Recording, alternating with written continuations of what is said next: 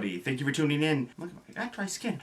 Thanks for tuning in, guys. Now, this is my first video of 2010. So happy 2010, everybody. I wanted to do something that I've been wanting to do for a while and been putting it off. And I figured what better way to start off 2010 than to, and yes, I got a haircut in case anybody's wondering, to go and do something that I've been saying I was gonna do, and that's these guys again. Getting back to my, I don't even remember what I called it, Powerhouse Reviews or something like that. I had a fancy name and I put it in the title and I don't even remember what it is. This time I'm doing this fella right here, and I'll do a full-on review of the figure here in a little bit, but this is the character bio part of the review, like I did with my Bane, which was one of my more successful outside of Transformer related reviews that I've done, and I want to thank everybody for the support for that, and people have been really wanting to see these other figures, so I'm very happy. Now, this is the Azrael version of Batman. Now, what is Azrael? Who is he? Where's he come from? Things of that nature. Now, Azrael is the most recent incarnation of him. Comes from this character that was created many hundreds of years ago. It was Azrael, which is the, I believe, the Angel of Vengeance, they refer to him as in the comic books. He originally, what happened was, if you're not familiar with religious type of stuff, there's a group of people known as the Knights Templar that were Christians. They were the military arm of the Christians way back during the Crusades, so we're talking hundreds and hundreds of years ago. In the comic books, a man who was a part of the Templars named Dumas decided he wanted to go off on his own. He didn't want to be part of the Knights Templar anymore, so he founded his own type of thing, the Order of Saint Dumas,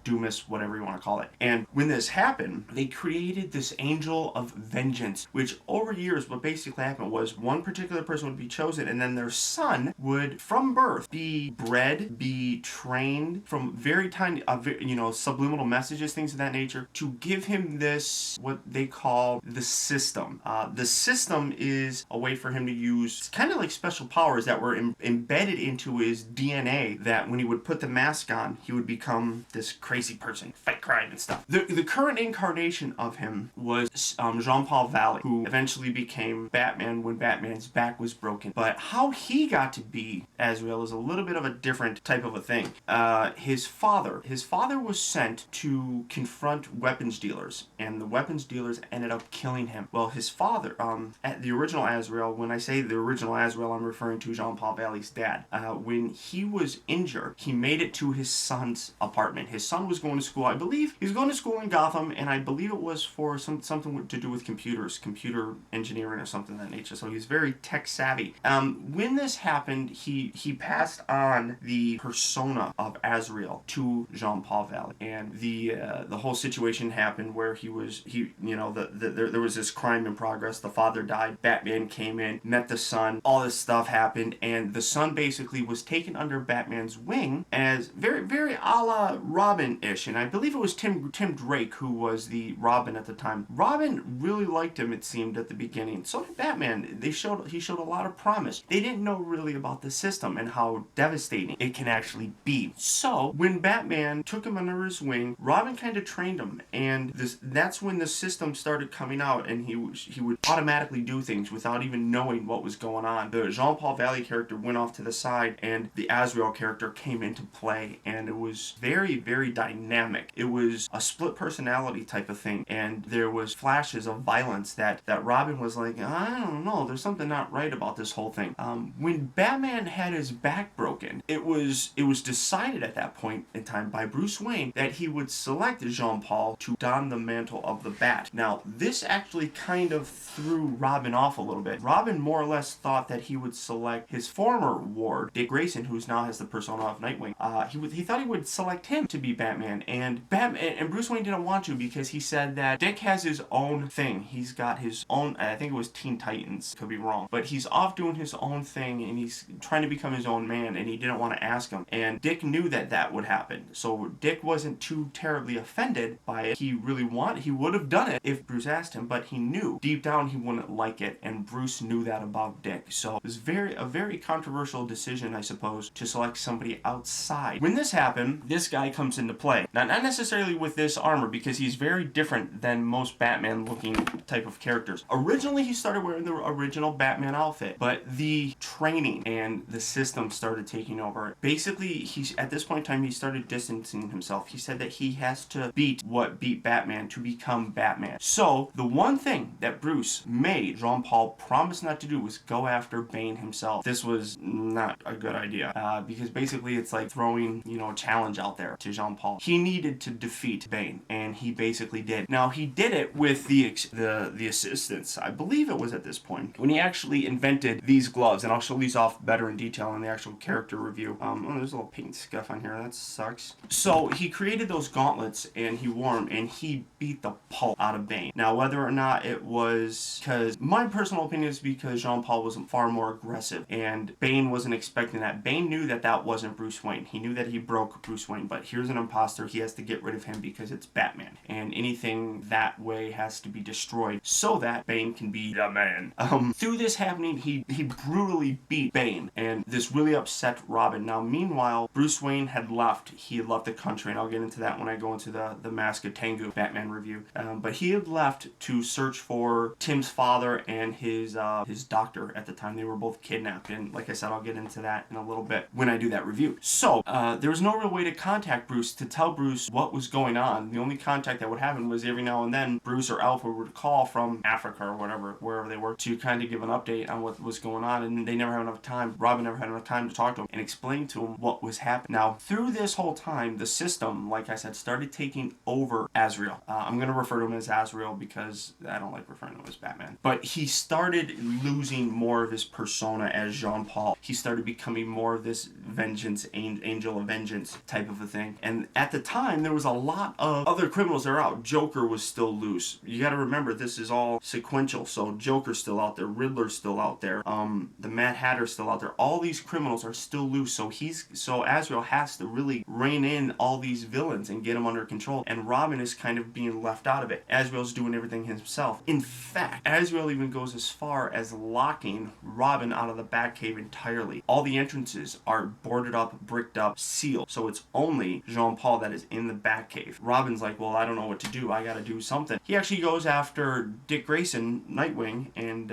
basically confronts him, asks him for help. I'll get into that again. That's a whole other part of the story. At this point in time, like I said, he becomes more and more like this, and you see the Batman outfit change from the original comic book version to this, and I actually really like this design. I think it's fantastic. He became a lot darker, and even at this point in time, all the Commissioner Gordon's like, there's something not right. Something happened. Either that's not the same Batman, or he really got messed up by Bane, and who knows what's going on. But starts breaking a lot of codes that Batman kind of lived by, not hurting people, not killing people. It wasn't until the very end, and I can't remember the guy's name, Azrael allows a criminal to die. Now that's something that Bruce Wayne would never have done, and he doesn't condone that type of action. Robin was shocked, and at this point in time, Bruce Wayne returns from his sabbatical / rescue mission, finds out about this, and this puts Bruce into a huge tizzy. They go to the Wayne Manor and find it in shambles. It's still utterly destroyed, showing that Bruce really isn't around. So maybe, I don't know, if somebody was smart, they could have figured it out that that's Batman. They go to one of the entrances, and it's bricked up, and basically Bruce is like, well, we got to get in there somehow. Gets a sledgehammer, busts his way in there, gets down there, and there's all these new sorts of things that are discovered that Azrael's been using, been doing, things of that nature, and Jean-Paul returns to find him there, confronts Bruce Wayne, and basically tells him, you are no longer Batman. You're done. I'm Batman. This is my calling now. You handed this to me. You can't do it anymore. Basically, get out. And at this point, Bruce realizes he doesn't have the strength or the ability left to confront Azrael. He knows he would lose in a battle between him. Robin wants to engage him, but Bruce is like, no, this can't work. So Bruce Wayne leaves, Azrael comes back, and he still maintains his Batman, and then we kind of go off and see the Tango Batman thing. I might have got that a little bit twisted, sorry.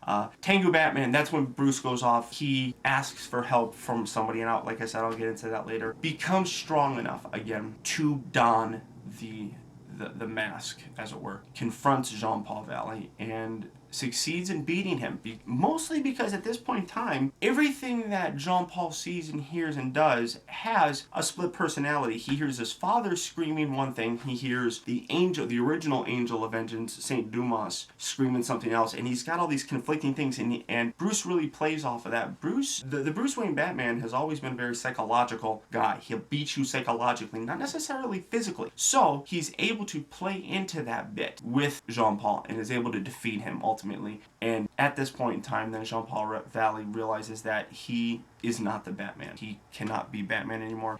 So he eventually becomes Azrael again, and I think he goes off to Teen Titans as well. And then I think he eventually dies. Ooh, see, I didn't follow it too much after Knightfall, so I apologize. But I believe he dies, and I think he's back now in the Darkest Night, Blackest Night, Green Lantern saga with the Black Ring of Power or something like that, because he died, and the Black Ring of Power is bringing back everybody who dies. So I do believe he's back, but I don't know. The figure itself, though, this is the DC Direct line, and much like I'm looking over at the Bane figure, sorry. It's an absolutely gorgeous figure. So that's pretty much it for the character information. So let me switch this up a little bit, and let's do the review on this fella. Okay, so here we have the Batman figure from the Knightfall version of him, and as you can see, this is a gorgeous looking figure. The entire Knightfall DC Direct line, amazingly detailed, gorgeous looking figures. Now, I do have two versions of Azrael Batman. This one and this one. This one, you know what? I don't even know which one this is, and I'm sure somebody will tell me. As you can see, this one is much taller and has a much more stronger presence to him. This one, while it's dark and very nice looking, it really actually kind of sucks. I don't like it. This comes off and he kind of looks goofy. I mean, look at the paint on that. It's absolutely atrocious. It's horrible. I was so disappointed when I got this figure, so just get him out of the way. Focus on this guy. Absolutely a gorgeous looking figure. I mean, you zoom in here, you get gorgeous eyes. I mean, there is nothing cooler than that look. Really showing off the dark nature that Jean-Paul brought to the Batman persona itself. Now, as with all of the DC Direct Knightfall figures, it comes with this nice Knightfall stand, which it's the Batman symbol that's shattered, and very nice looking piece. It even says, yeah, DC Comics made in China on the back, so very nice. In terms of articulation on this guy, his head is on a bit of a ball joint, so you can kind of get some poses with there, but it's a little bit limited by his chest piece. And if you look at, hopefully this shows up, the paint on here is exquisite. Very shiny, very glittery paint. Absolutely gorgeous. Good detail in the upper body region. The hands, fantastic. Now the arms will swivel out to about there. Arms go out both sides, about that far. And that's about it, you know, and they rotate. So you get some good posability there. They bend at the elbow, as you can see, and they rotate at the wrist. And just the clawed hand, absolutely gorgeous looking. Very nice metallic paint on here. One thing that's kind of disappointing is his wrists can't rotate. They might be able to, but they're so stiff, I don't think they actually can. And this Batman actually shot out blades through his forearm bit here, which was really cool. No articulation in the waist. Back and forth, it goes all the way back with the leg, goes forward, bends at the knee, and that's about it. One thing that does kind of suck, and my good friend, the Review Spot, pointed this out. If you look at the back, his cape has, like, underneath here, and I don't even know if you can see that because it's so dark. Good detail still on the back, though. I mean, this little bit right up in here is actually hard plastic, and because of that, it makes this stick out, and it doesn't lay down flush with the entire body, which kind of takes away from the overall coolness of the figure, but because I would prefer it to lay flush with it. Comes with a little peg on his foot so that you can, well, the peg can actually come out, but I got that sucker jammed up in there pretty good. Overall, though, I mean, this figure, it really does denote just how powerful the whole Azrael persona is. This guy is fantastic and gorgeous. Unbelievable. Nice soft rubber cape so you can get some movement with it, but overall, though, I mean, there isn't anything cooler in my Batman collection than these figures. All of them are outstanding. Good black detail, very deep black coloring. I just absolutely love the way this guy looks. Unreal detail. Now, as in terms of a size comparison, since I've done Bane, I'll show it off next to Bane, and you can see there is a size difference, and I love how they increased the size of Bane over these other figures. Just adds to the power of this guy. But this guy took him down. Yeah. All gorgeously detailed figures. In terms of other size comparisons, here he is, just Transformer related, next to Classics Optimus Prime, Voyager Optimus Prime. So as you can see, they are fairly big figures, even taller than this. But I mean, he's on a stand, so they're about the same size, I would say. But overall, though, this figure as Batman is fantastic, and it's a beautiful chapter in the Batman saga and mythos about having Azrael, Jean-Paul Valley play as Batman. It was just entertaining. So I hope you guys enjoyed this. Sorry it took so long, but stay tuned for more. Until next time, this is Optibotimus. I'll talk to you later.